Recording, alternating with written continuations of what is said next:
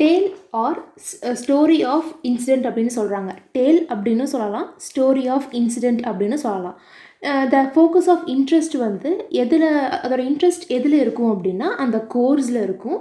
And அந்த ஈவெண்ட்டோடைய outcome எப்படி இருக்குது அப்படிங்கிறத பற்றி தான் இந்த டேலே இருக்கும் அப்படின்றாங்க. இப்போ வந்து எட்கர் ஆலன் போய் எழுதின த கோல்டு பக் இதில் வந்து அந்த மாதிரி டைப்பில் தான் இருக்கும் அப்படின்றாங்க. அண்ட் ஓ ஹென்ரி அப்படின்றவர் எழுதின நிறையா ஸ்டோரிஸில் இந்த டேல் அப்படிங்கிறது காணப்படுதுன்னு சொல்கிறாங்க. இந்த டேல் வந்து மோஸ்ட்லி வேறு எப்படி ரிலீஸ் பண்ணுவாங்க அப்படின்னா மேகசின்ஸில் கூட ரிலீஸ் பண்ணுவாங்களாம்.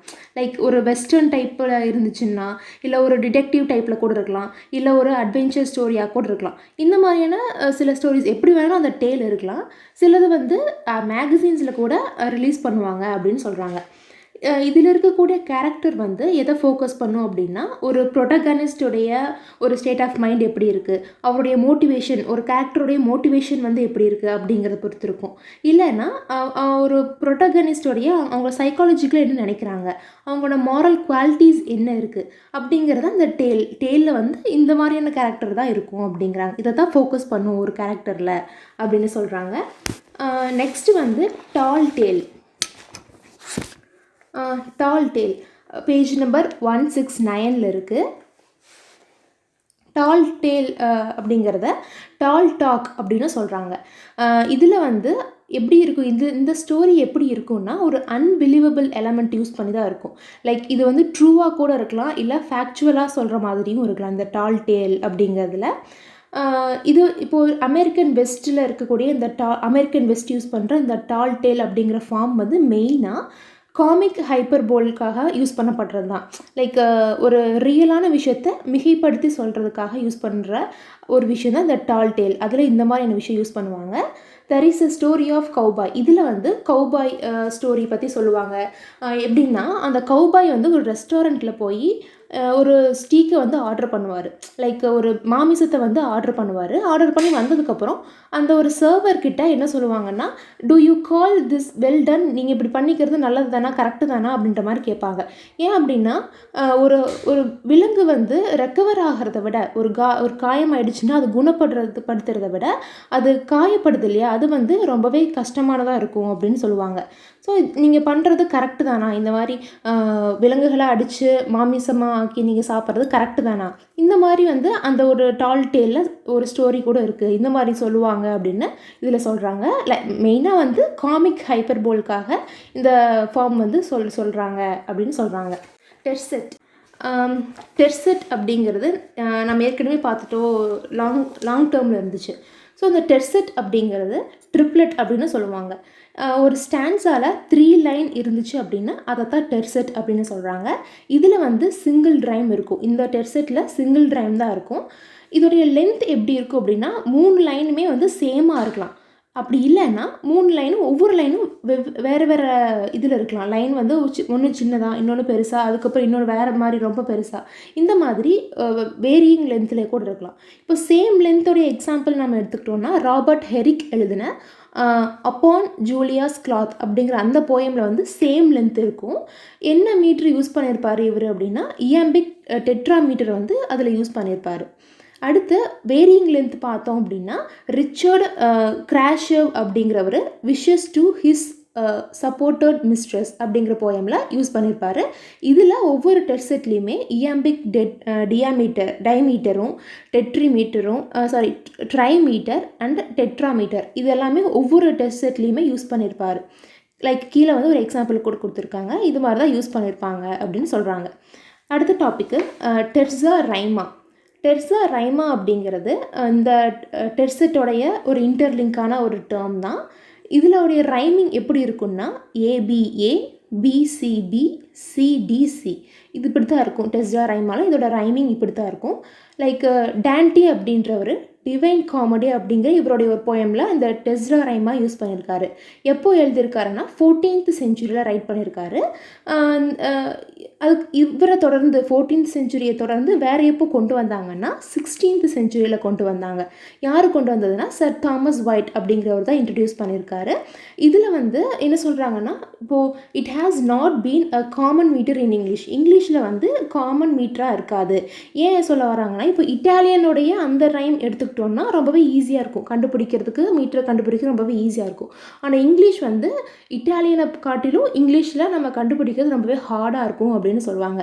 ஆனால் இதைய ஷெல்லி அப்படிங்கிறவர் ரொம்ப ப்ரில்லியண்ட்டாக ஓட் டு த வெஸ்ட் விண்டில் ரொம்பவே அழகாக சொல்லியிருப்பார்.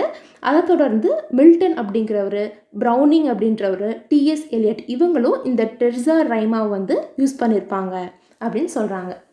அடுத்த டாபிக்கு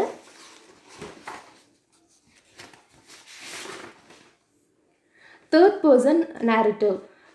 பேஜ் நம்பர் 301 இருக்குது.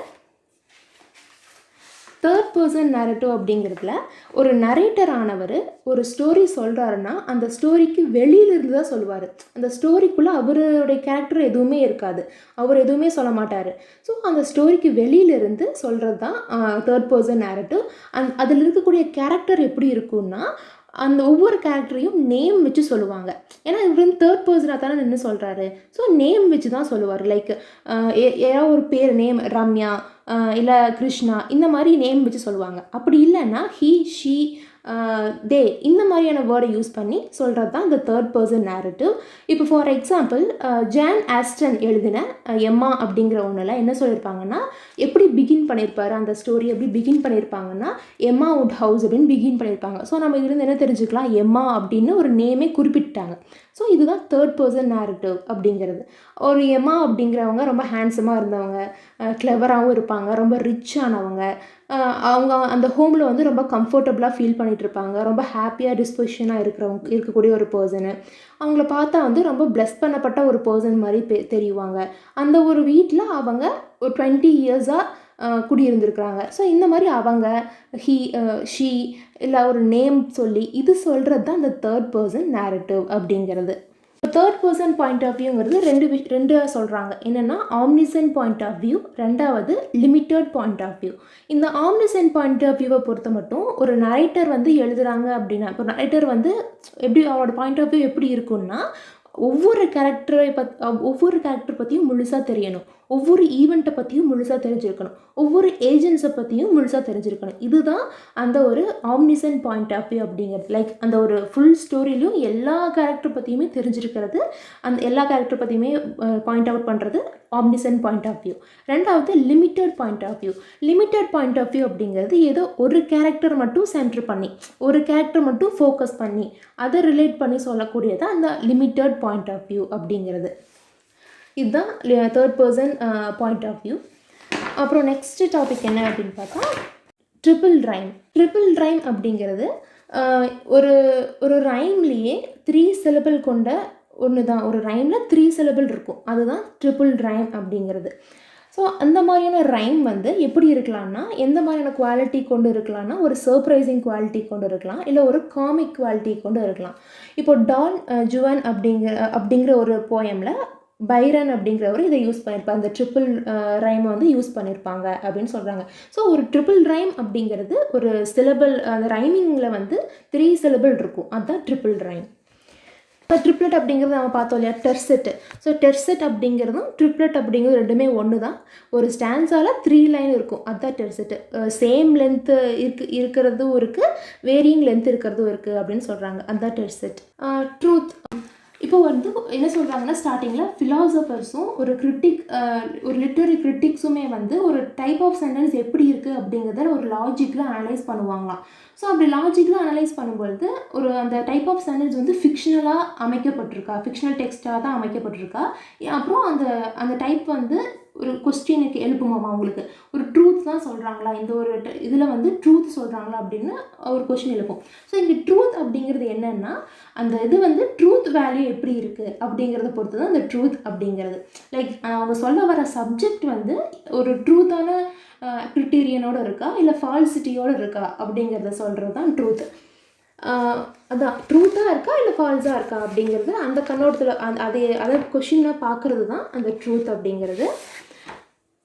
டோன் வந்து ஆக்சுவலாக டோன் அப்படிங்கிறது இப்போ நான் சொல்ல வர்றதை நீங்கள் கேட்குறீங்க, லிசனர்ஸ் கேட்குறீங்கன்னா நான் எப்படி சொல்ல வர்றேன், ஏதோ ஒரு விஷயத்தை ஹாப்பியாக கூட சொல்லலாம், சேட்னஸாக சொல்லலாம், இல்லை ஒரு ஆங்க்ரியாக சொல்லலாம். ஸோ என்னுடைய எக்ஸ்ப்ரெஷனோட ஃபீலிங்கை வந்து எப்படி நான் எக்ஸ்ப்ரெஸ் பண்ணுறேன், அதை நீங்கள் எப்படி எடுத்துக்கிறீங்க, இதுதான் டோன். இப்போ லைக் நான் ஹாப்பியாக சொல்கிறேன்னா இல்லை சேடாக சொல்கிறேன்னா, இப்போ நான் என் மனசுக்குள்ளே ஏதோ ஒரு விஷயத்த சொல்லலாம், நினச்சிருக்கலாம், அதை நான் உங்களுக்கு நான் எப்படி கன்வே பண்ணுறேன் அப்படிங்கிறது அதுதான் டோன். ஒரு ஹாப்பியாக சொல்கிறேன்னா, இல்லை ஒரு சேட்னஸாக சொல்கிறேன்னா, ஒரு ஆங்க்ரியாக சொல்கிறேன்னா, இல்லை ஒரு சீரியஸாக சொல்கிறேன்னா, இது வந்து என்னோட டோன் வச்சு தான் நீங்கள் கண்டுபிடிப்பீங்க. இப்போ வந்துட்டு ஒரு சேடாக தான் சொல்கிறா அப்படிங்கிறது நான் டோன் வச்சு தான் நீங்கள் கண்டுபிடிப்பீங்க. அதுதான் டோன் அப்படிங்கிறாங்க. Tone as a expression of a literary speaker's attitude to his listener. ஒரு ஸ்பீக்கர் வந்து லிசனர்கிட்ட எப்படி சொல்கிறாங்க, எந்த ஒரு மோடில் சொல்கிறாங்க அப்படிங்கிறது சொல்கிறது தான் டோன் அப்படிங்கிறது.